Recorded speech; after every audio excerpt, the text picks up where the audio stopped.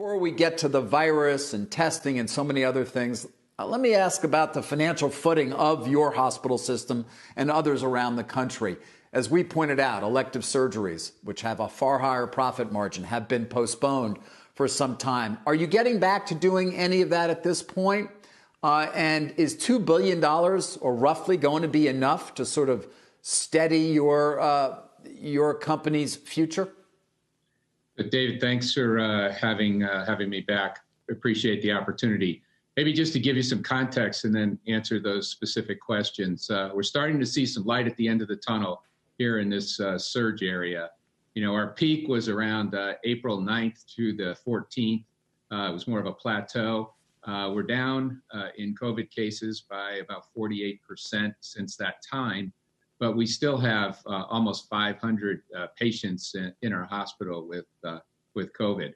But what's been interesting during this whole period of time, which gets to the economic question, is that we have also still been taking care of patients who also do not have COVID.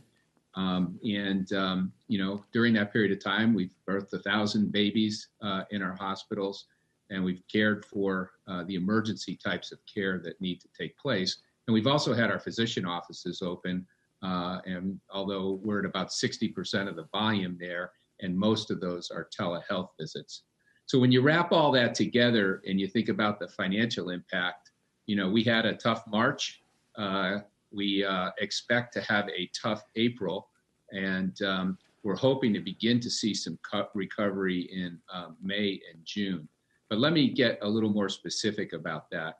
You know, you've got two dynamics going on as it relates to financial performance of hospitals and health systems.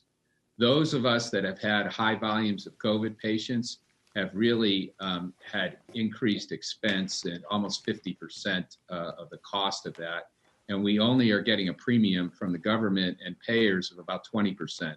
So that in and of itself creates a financial dilemma. And then the loss of elective revenue has been anywhere between 30 and 40% of our total revenue. So when you put those two things together, you can see how you've got a disconnect. And that really is how we see it. I got to tell you, in my role at the American Hospital Association, when I talk to my colleagues across the country, many of whom have not had high COVID patient activity, but they are experiencing these shutdowns, their revenue picture is quite bleak. Is the government assistance that's available going to be enough then to potentially tide over these hospital systems, Brian?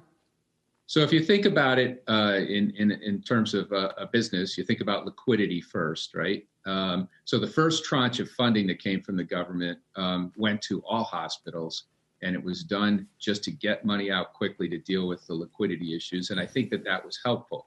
Those of us in the surge areas felt that it was unfair because we also had the added expense of an impact of taking care of those patients. So the second tranche of money in the CARES Act addressed that. And you can see recently that New Jersey has received about $1.7 billion of those funds. And we'll learn later today exactly how much we get here at the Atlantic Health System. But those are clearly really important. And we want to thank the government and thank our government officials for getting those monies. But they're not going to be anywhere near enough. Brian, real quick, because we may have the president joining us, what are you seeing when it comes to the virus itself? Obviously, given your preponderance of your hospitals in the New York metro area, let's call it, are things quieting down significantly? And is that your expectation for the remainder of the month? Yeah, they are quieting down significantly. Here in New Jersey, that is my expectation because we're still following strict social distancing and all of those activities. Other parts of the country, we'll see in a week or two what's happened after those have been released. But make no mistake, the thing that is still our Achilles heel in this whole area of COVID is testing. It was a problem at the beginning. It is a problem today, and it's going to be a problem going forward as we anticipate seeing an upsurge of these cases potentially again in the fall. And we've got to make sure that we're getting that right. Are we still not there on testing? Absolutely not. we are nowhere near where we need to be. And you can see that here in New Jersey, where our governor, again, has been very vocal about the need to do more testing. He's talking about doing, thousands and thousands of additional tests, which I completely agree with. But in order to do that, we've got to have the materials, and we've got to have the testing platforms, and we've got to have the ability to turn those tests in very short order. And here at Atlantic, we're working really hard to get all of those platforms that we need so we can do point of care testing, not just in our hospitals, but also in our physician offices. And again, we're getting great support from the governor, but we need the federal government to continue to put its shoulder behind this, because ultimately that's what it's going to take.